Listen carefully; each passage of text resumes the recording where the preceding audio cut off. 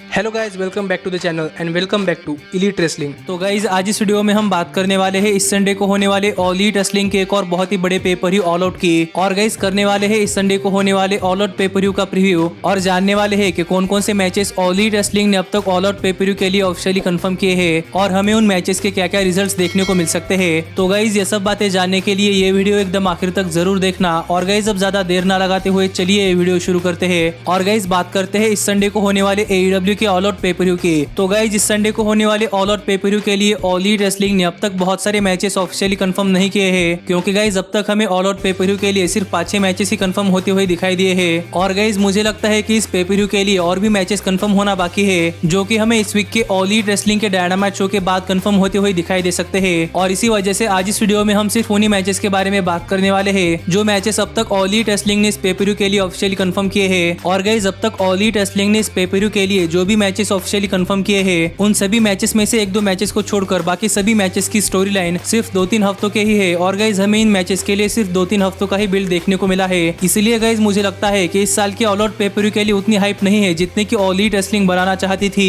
पर गाइज फिर भी अब तक ऑल इलीट रेसलिंग के हाथ में एक और वीक है। तो गाइज देखते हैं कि इस एक वीक में all elite wrestling all out pay per view को कितना बढ़िया बना पाती है। गाइज आगे बढ़ने से पहले मैं आपको एक बात बताना चाहूंगा कि गाइज कल हमारे चैनल पर एक बहुत ही बड़ी अनाउंसमेंट वीडियो आने वाली है। और गाइज उस अनाउंसमेंट वीडियो के साथ आपको हमारे चैनल पर एक रेगुलर अपडेट्स की वीडियो भी देखने को मिलने वाली है, जहां पर आपको रेगुलर टाइम से थोड़ा हटकर दोपहर के 4-5 बजे अनाउंसमेंट वीडियो देखने को मिल जाएगी। पर गाइज इसके बाद आपको रेगुलर टाइम पर ऑल इलीट रेसलिंग की न्यूज वीडियो देखने को मिल जाएगी। लेकिन गाइज यहाँ पर इस पेपर व्यू से पहले आपको 2-3 बातें याद रखने की जरूरत है कि गाइज हमें ये पेपर व्यू इस संडे को सुबह देखने को मिलने वाला है। और गाइज इस पेपर व्यू की वेन्यू डेलीज प्लेस ही है, जहाँ पर हमें इस पेपर व्यू के लिए फैंस भी आते हुए दिखाई देने वाले है। और गाइज एक और बार कहूंगा कि गाइज अब तक आपने इंडिया में ऑल इलीट रेसलिंग का ऑल आउट पेपर व्यू नहीं खरीदा तो गाइज आप हमारी ये वीडियो चेकआउट कर सकते हैं, जहां पर गाइज आपको पता चलेगा कि आप इंडिया में ऑल इलीट रेसलिंग का all out pay per view officially खरीद कर कैसे देख सकते हैं। लेकिन गाइज अब हम बात करते हैं इस साल के ऑल आउट पेपर व्यू के लिए कंफर्म हुए मैचेस की। तो गाइज हमें इस साल के ऑल आउट पेपर व्यू के लिए सबसे पहला मैच जो देखने को मिलने वाला है वो है ऑल इलीट रेसलिंग के मेंस डिवीजन से एक 8-मैन टैग टीम मैच, जहां पर dark order natural nightmares Matt Cardona और स्कॉर्पियो स्काई को फेस करने वाली है। और गाइज ये match all out pay per view के लिए ऑल इलीट रेसलिंग ने उनके लास्ट डायनामाइट शो पर ही कंफर्म कर दिया था।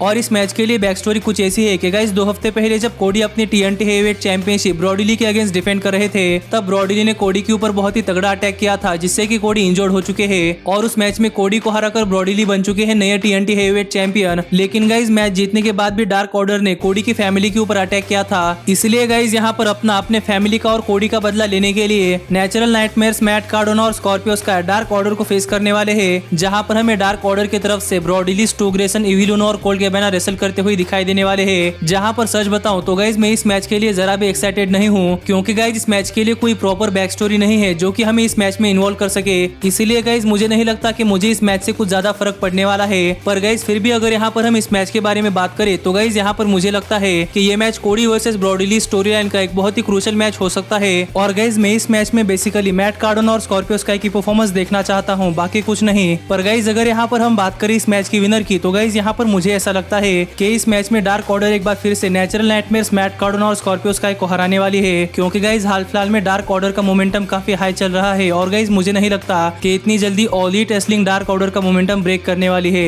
पर गाइज यहाँ पर ऑल आउट पेपर व्यू के लिए जो अगला मैच ऑल इलीट रेसलिंग ने ऑफिशियली कंफर्म किया है वो है ऑल इलीट रेसलिंग के विमेंस डिवीजन से एक 1-on-1 मैच, जहाँ पर ऑल इलीट रेसलिंग की विमेंस चैंपियन हिकारू शिडा अपनी ऑल इलीट रेसलिंग की women's world heavyweight champion NWA women's world heavyweight champion thunder रोजा के अगेंस्ट डिफेंड करने वाली है। और अगर यहाँ पर हम बात करें इस मैच के बैक स्टोरी की तो गाइज यहाँ पर मुझे ऐसा लगता है कि गाइज जिन लोगों ने पहले भी थंडर रोजा को देखा है वो लोग जानते होंगे कि थंडर रोजा कितनी बढ़िया रेसलर है। लेकिन गाइज जिन लोगों ने इससे पहले थंडर रोजा को कभी नहीं देखा वो लोग इस मैच को एक नॉर्मल मैच समझते होंगे। पर गाइज यहाँ पर मैं आपको बता दूं कि गाइज आप इस मैच से बहुत ही बढ़िया रेसलिंग एक्सपेक्ट कर सकते हैं, क्योंकि गाइज थंडर रोजा NWA की विमेंस वर्ल्ड हेवीवेट चैंपियन है। और गाइज थंडर रोजा NWA की एक टॉप रेसलर है। और हमें यहाँ पर ऑल आउट पेपर व्यू में NWA की टॉप फीमेल रेसलर और AEW की टॉप फीमेल रेसलर इन दोनों के ही बीच में एक मैच देखने को मिलने वाला है, जिस मैच का बिल्ड देखकर तो गाइज मुझे ऐसा लगता है कि गाइज ये मैच ब्रांड वर्सेस ब्रांड है। और यहाँ पर ये राइवलरी सिर्फ ब्रांड वर्सेस ब्रांड नहीं बल्कि कंपनी वर्सेस कंपनी है कि कौन सी कंपनी बेहतरीन है, ऑल इलीट रेसलिंग या फिर NWA। क्योंकि गाइज यहाँ पर इस मैच में Hikaru Shida all elite wrestling company को रिप्रेजेंट करने वाली है और थंडर रोजा NWA कंपनी को। पर गाइज यहाँ पर फर्क सिर्फ इतना है कि ऑल इलीट रेसलिंग की women's world heavyweight championship on the line होगी, जिससे कि गाइज इस मैच को देखने के लिए थोड़ी फार तो हाइप है। पर गाइज ब्रांड वर्सेस ब्रांड और company versus company story line के अलावा हमें इस स्टोरी लाइन में दोनों ही रेसलर्स के बीच में कभी भी ब्रॉल नहीं देखने को मिला। ये मेरी इस मैच से शिकायत है, क्योंकि गाइज अगर यहाँ पर इस मैच के लिए हिकारू शिडा और थंडर रोजा के बीच में अगर ब्रॉल होता है तो गाइज ये मैच बहुत ही बढ़िया मैच होगा। और गाइज अभी ऑल एलीट रेसलिंग के पास एक हफ्ता बाकी है, तो गाइज देखते हैं कि क्या हमें उस एक हफ्ते में इन दोनों ही रेसलर्स के बीच में ब्रॉल देखने को मिलता है या नहीं। और गाइज अगर यहाँ पर आप मुझसे पूछो कि मुझे क्या लगता है कि इस मैच में कौन जीतेगा, तो गाइज यहाँ पर मुझे लगता है कि इस मैच में हिकारू शिडा आराम से जीतने वाली है। और गाइज थंडर रोजा को इस मैच में हराकर हिकारू शिडा अपनी ऑल एलीट रेसलिंग की विमेंस चैंपियनशिप आराम से रिटेन करने वाली है। लेकिन गाइज ऑल आउट पेपर के लिए जो अगला मैच ऑल एलीट रेसलिंग ने ऑफिशियली कंफर्म किया है वो है ऑल एलीट रेसलिंग के टैग टीम डिवीजन से एक नॉर्मल टैग टीम मैच, जहां पर ऑल एलीट रेसलिंग के world tag team champions Kenny Omega और हैंगमैन पेज अपनी ऑल एलीट रेसलिंग की world tag team championship FTR के अगेंस्ट डिफेंड करने वाले हैं। और अगर यहाँ पर हम बात करें इस मैच के बैक स्टोरी की, तो गाइज हमें इस मैच की बैक स्टोरी बहुत पहले से ही देखने को मिल रही है, जहाँ पर गाइज आपने शायद इस मैच की बैक स्टोरी को नोटिस नहीं किया होगा, पर गाइज यहाँ पर इस मैच की बैक स्टोरी भी बहुत ही अच्छी है कि ऑल एलीट रेसलिंग में आने के बाद एफटीआर और यंग बक्स के बीच में बहस हो रही है कि best tag team of the world कौन है। और इसी बहस में केनी ओमेगा और हैंगमैन पेज आ चुके हैं, जहाँ पर एफटीआर देखना चाहती थी कि इन दोनों ही टैग टीम्स में से उनके साथ कौन है, जिसके लिए एफटीआर ने काफी सारा नाटक किया। और गाइज एफटीआर को पता चला कि एडम हैंगमैन पेज एफटीआर का हमेशा से साथ देने वाले हैं, और इसी चीज का फायदा उठाकर एफटीआर ने एडम हैंगमैन पेज के मन में द यंग बक्स को लेकर शक पैदा कर दिया, जिससे कि लास्ट वीक वाले डायनामाइट शो पर एडम हैंगमैन पेज ने यंग बक्स को उनका मैच कॉस्ट कर दिया, जो मैच ऑल एलीट रेसलिंग के वर्ल्ड टैग टीम चैंपियनशिप्स के लिए नंबर 1 कंटेंडर बनने के लिए था। जिसके बाद अब यंग बक्स ने भी एडम हैंगमैन पेज को द एलीट से बाहर निकाल दिया है। तो गाइज यहाँ पर देखना पड़ेगा कि क्या अब यंग बक्स से अलग होने के बाद केनी ओमेगा और हैंगमैन पेज साथ मिलकर इस मैच में एफटीआर के खिलाफ लड़ते हैं या नहीं, या फिर यहाँ पर भी हैंगमैन पेज और केनी ओमेगा के बीच में हैंगमैन पेज और एफटीआर की दोस्ती आती है या नहीं। क्योंकि गाइज यहाँ पर हैंगमैन पेज और केनी ओमेगा साथ मिलकर एफटीआर से लड़ तो रहे हैं, लेकिन गाइज अगर आप भूल गए हैं तो मैं आपको बताना चाहूंगा कि गाइज हमें केनी ओमेगा और एफटीआर के बीच में भी थोड़ी सी अनबन देखने को मिली है, जिसको लेकर सरप्राइजिंगली हमें एडम हैंगमैन पेज कई बार एफटीआर का साथ देते हुए दिखाई दिए हैं, जबकि वो केनी ओमेगा के टैग टीम पार्टनर है। तो गाइज इसलिए ये मैच देखना बनता है कि गाइज इस मैच में क्या होता है और इस मैच का आउटकम क्या आता है, क्योंकि गाइज इसी मैच के ऊपर ऑल एलीट रेसलिंग के टैग टीम डिवीजन का फ्यूचर है कि हमें आगे चलकर ऑल एलीट रेसलिंग के टैग टीम डिवीजन में कितनी बढ़िया बढ़िया स्टोरी लाइन्स देखने को मिलने वाली है। और गाइज अगर यहाँ पर हम बात करें इस मैच की, तो गाइज हमें यहाँ पर इस मैच में एक शॉकिंग हिल टर्न भी देखने को मिल सकता है, जो किसका होगा ये तो कहना अभी पॉसिबल नहीं है, क्योंकि गाइज यहाँ पर एडम हैंगमैन पेज और एफटीआर रियल लाइफ में काफी अच्छे दोस्त बन रहे हैं। लेकिन गाइज दूसरी तरफ ऑल एलीट रेसलिंग ने भी कई बार टीज कर दिया है कि केनी ओमेगा अपना हिल टर्न करने वाले हैं। तो गाइज इन सब सवालों का जवाब तो हमें इसी मैच में मिलने वाला है। पर गाइज अगर आप मुझसे पूछो कि मुझे क्या लगता है कि इस मैच में कौन जीतेगा,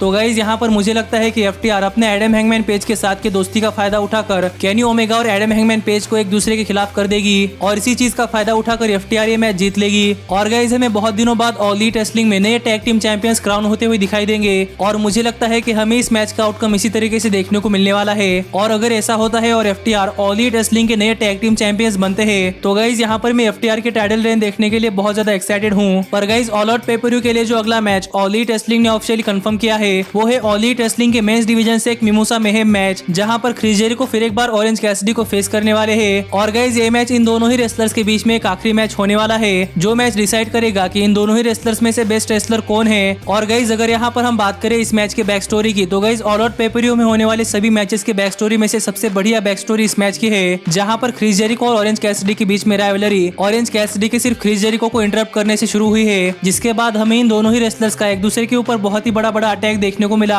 जिसके बाद इन दोनों के बीच में हुए पहले मैच को क्रिस जेरिको जीत गए, जो कि क्रिस जेरिको ने ऑरेंज कैसिडी के मुंह पर ऑरेंज जूस फेंक कर जीता था। और उसके बाद क्रिस जेरिको से बदला लेने के लिए ऑरेंज कैसिडी ने क्रिस जेरिको के ऊपर बहुत सारा ऑरेंज जूस फेंका था, जिससे कि क्रिस जेरिको का $7,000 का ब्लेजर खराब हो गया। और इसी चीज का बदला लेने के लिए और ऑरेंज कैसिडी से अपने $7,000 वसूल करने के लिए क्रिस जेरिको और ऑरेंज कैसिडी के बीच में एक और मैच हुआ, जिस मैच की स्टिपुलेशन थी कि अगर ऑरेंज कैसिडी ये मैच हारते हैं तो ऑरेंज कैसिडी को क्रिस जेरिको को $7,000 पे करने पड़ेंगे। पर गाइज हम इस मैच की बिल्ड के दौरान ऑरेंज कैसिडी और क्रिस जेरिको के बीच में हुए डिबेट सेगमेंट को मिस नहीं कर सकते, क्योंकि गाइज वो सेगमेंट ऑल एलीट रेसलिंग का one of the greatest segment था। पर गाइज ऑरेंज कैसिडी ने उस मैच में क्रिस जेरिको को हराकर अपना बदला ले लिया था, जिससे कि ऑरेंज कैसिडी $7,000 पे करने से बच गए। पर गाइज अब हमें यहाँ इन दोनों के ही बीच में एक तीसरा मैच देखने को मिलने वाला है, जो कि है मिमोसा मेहेम मैच। और गाइज यहाँ पर इस मैच को जीतने के लिए 3 ही तरीके हैं कि आप अपने ओपोनेंट के ऊपर पिनफॉल विक्ट्री ले ले, सबमिशन विक्ट्री ले ले, या फिर अपने ओपोनेंट को एक कंटेनर में फेंक दे जिसके अंदर 80 gallons of little bit of Babli और ऑरेंज जूस का मिक्सचर है। तो गाइज ये मैच देखने के लिए मैं तो बहुत ज्यादा एक्साइटेड हूँ, क्योंकि गाइज यहाँ पर क्रिस जेरिको ने कहा था कि जेरिको के पास मिमोसा मेहेम मैच के लिए बहुत सारे आइडियाज और प्लान्स है। तो गाइज देखते हैं कि ये मैच कैसा होता है।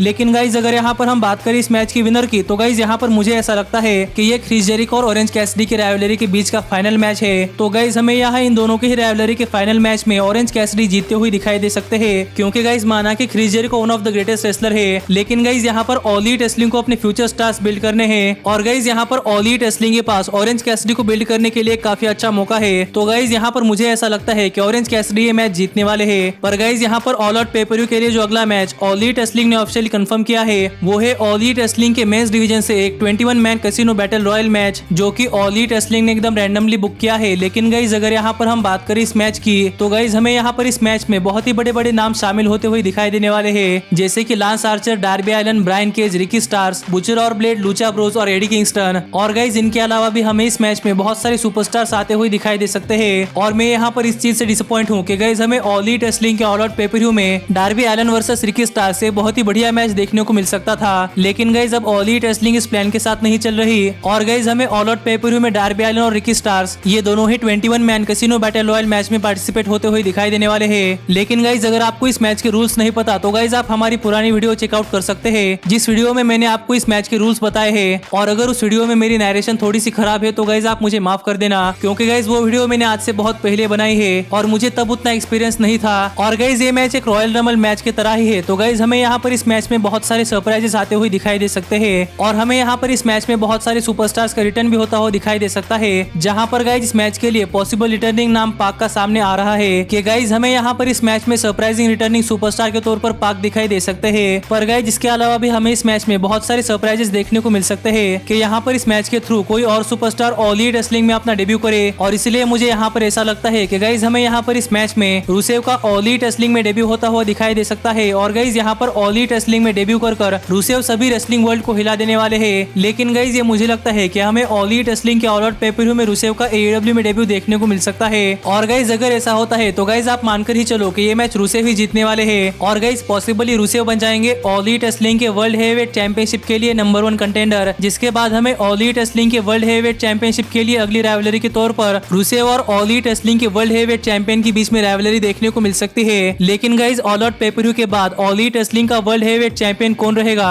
ये जानने के लिए अब हम आगे बढ़ते हैं और बात करते हैं ऑल एलीट रेसलिंग के ऑल आउट पेपर व्यू के लिए सबसे फाइनल मैच की, जो कि ऑल एलीट रेसलिंग ने ऑफिशियली कंफर्म किया है। और गाइज ये मैच है ऑल एलीट रेसलिंग के वर्ल्ड हेवीवेट चैंपियनशिप के लिए। और गाइज ये मैच है ऑल एलीट रेसलिंग के मेंस डिवीजन से एक नॉर्मल 1-on-1 मैच AEW के वर्ल्ड हेवीवेट चैंपियनशिप के लिए, जहां पर AEW world heavyweight champion John Moxley अपनी all elite wrestling world heavyweight championship MJF के अगेंस्ट डिफेंड करने वाले हैं, जहां पर MJF के कॉर्नर में वर्ल्ड लॉ रहेंगे। और गाइज यहाँ पर इस मैच के कंडीशन के तौर पर ऑल एलीट रेसलिंग ने जॉन मॉक्सली का पैराडाइम शिफ्ट फिनिशर बैन कर दिया है, जिससे कि गाइज ये मैच देखने के लिए बहुत ज्यादा मजा आने वाला है। लेकिन गाइज अगर यहाँ पर हम बात करें इस मैच की बैक स्टोरी की, तो गाइज आज से करीब 2-3 हफ्ते पहले हमें MJF ऑल एलीट रेसलिंग के डायनामाइट शो पर अपना स्टेट ऑफ इंडस्ट्री स्पीच देते हुए दिखाई दिए थे, जहां पर MJF ने ऑल एलीट रेसलिंग के वर्ल्ड हेवीवेट चैंपियनशिप के लिए टॉप 5 रैंकिंग में नंबर 1 की पोजीशन पर रहने की वजह से AEW world heavyweight champion John Moxley को उनके वर्ल्ड हेवीवेट चैंपियनशिप के लिए चैलेंज कर दिया था। जिसके बाद जॉन मॉक्सली की वर्ल्ड हेवीवेट चैंपियनशिप के मैच में MJF ने इंटरफेयर किया था और इसी का बदला लेने के लिए जॉन मॉक्सली ने MJF के ऊपर अटैक किया। जिसके बाद MJF ने नाटक किया कि MJF के गर्दन में चोट आ चुकी है, इसलिए गाइज अपने लॉयर से कहकर MJF ने अपने ऑल एलीट रेसलिंग के वर्ल्ड हेवीवेट चैंपियनशिप मैच के लिए जॉन मॉक्सली का फिनिशर पैराडाइम शिफ्ट बैन करवा दिया है। जिससे कि जब जॉन मॉक्सली अपनी AEW world heavyweight championship all out pay per view में MJF के अगेंस्ट डिफेंड कर रहे होंगे, तब जॉन मॉक्सली अपना फिनिशर पैराडाइम शिफ्ट नहीं इस्तेमाल कर सकते, जिससे कि गाइज इस राइवलरी को देखने के लिए बहुत ज्यादा मजा आ रहा है। लेकिन गाइज अगर यहाँ पर हम बात करें इस मैच की, तो गाइज यहाँ पर मुझे लगता है कि ये मैच बहुत ही बढ़िया मैच हो सकता है। और हम हर बार ऑल एलीट रेसलिंग में बहुत सारे हाई फ्लाइंग मैचेस तो देखते ही है, लेकिन गाइज यहाँ पर ये मैच हमें बहुत ही बढ़िया टेक्निकल मैच देखने को मिल सकता है, जहाँ पर पॉसिबली वर्ल्ड लॉ भी इंटरफेयर कर सकते हैं। पर गाइज अगर यहाँ पर हम बात करें इस मैच की विनर की, तो गाइज यहाँ पर मुझे ऐसा लगता है कि MJF ऑल एलीट रेसलिंग के बहुत ही बड़े मेगा स्टार होने वाले हैं, जो कि आगे चलकर ऑल एलीट रेसलिंग कंपनी को रिप्रेजेंट करने वाले हैं। इसीलिए गाइज मुझे यहाँ पर लगता है कि MJF इस मैच में जॉन मॉक्सली को हराकर बन जाएंगे ऑल एलीट रेसलिंग के नए वर्ल्ड हेवीवेट चैंपियन। क्योंकि गाइज अब अगर यहाँ पर ऑल एलीट रेसलिंग MJF को हरवाती है तो गाइज MJF का पूरा मोमेंटम टूट जाएगा और बाद में कभी भी MJF ऑल एलीट रेसलिंग के टॉप रेसलर नहीं बन पाएंगे। जबकि गाइज अगर यहाँ पर जॉन मॉक्सली MJF से हारते हैं तो गाइज यहाँ पर जॉन मॉक्सली के पास एक वैलिड रीजन होगा कि मॉक्सली अपना फिनिशर बैन होने की वजह से MJF को नहीं हरा पाए। और गाइज वैसे भी अब जॉन मॉक्सली बहुत दिनों से ऑल एलीट रेसलिंग के वर्ल्ड हेवीवेट चैंपियन है, जिस वजह से मुझे लग रहा है कि जॉन मॉक्सली को अपनी world heavyweight championship belt drop कर देनी चाहिए। और गाइज अपनी बेल्ट ड्रॉप करने के लिए MJF से अच्छा ओपोनेंट जॉन मॉक्सली के पास कोई और नहीं हो सकता, क्योंकि गाइज यहाँ पर जॉन मॉक्सली एमजेएफ के अलावा किसी और सुपरस्टार के सामने अपनी वर्ल्ड हेवीवेट चैंपियनशिप ड्रॉप करते हैं तो गाइज अगर वो सुपरस्टार पहले से इस्टेब्लिश्ड सुपरस्टार होगा तो गाइज उस सुपरस्टार को भी फायदा नहीं होगा, जैसे कि Kenny Omega, Adam hangman page या फिर कोडी। लेकिन गाइज अगर यहाँ पर जॉन मॉक्सली अपनी ऑल एलीट रेसलिंग की वर्ल्ड हेवीवेट चैंपियनशिप एक न्यूकमर सुपरस्टार जैसे कि एमजेएफ के अगेंस्ट ड्रॉप करते हैं तो गाइज यहाँ पर एमजेएफ के लिए इस चीज का बहुत ज्यादा फायदा होने वाला है और गाइज इस चीज से एमजेएफ ऑल एलीट रेसलिंग के एक मेगा स्टार बन सकते हैं। इसलिए गाइज यहाँ पर ऑल एलीट रेसलिंग के फ्यूचर को नजर में रखते हुए मुझे यहाँ पर ऐसा लगता है कि इस मैच में एमजेएफ जॉन मॉक्सली को हरा देने वाले हैं। और गाइज यही मेरी आने वाले ऑल एलीट रेसलिंग के ऑल आउट पेपरव्यू के लिए प्रेडिक्शन है। तो गाइज आप मुझे कमेंट कर बताइए कि आपको क्या लगता है कि ऑल आउट पेपरव्यू में क्या क्या होगा। लेकिन गाइज हमारी आज की वीडियो यही तक की थी और गाइज अब मिलता हूँ आपसे अगली वीडियो में, पर तब तक stay healthy, stay happy and keep watching elite wrestling. Hey, did you like that video? Click the screen for more. And where do you think you're going? And thanks so much for being the elite. The elite, the elite. What, Nick, you're not going to sing it all with me this time?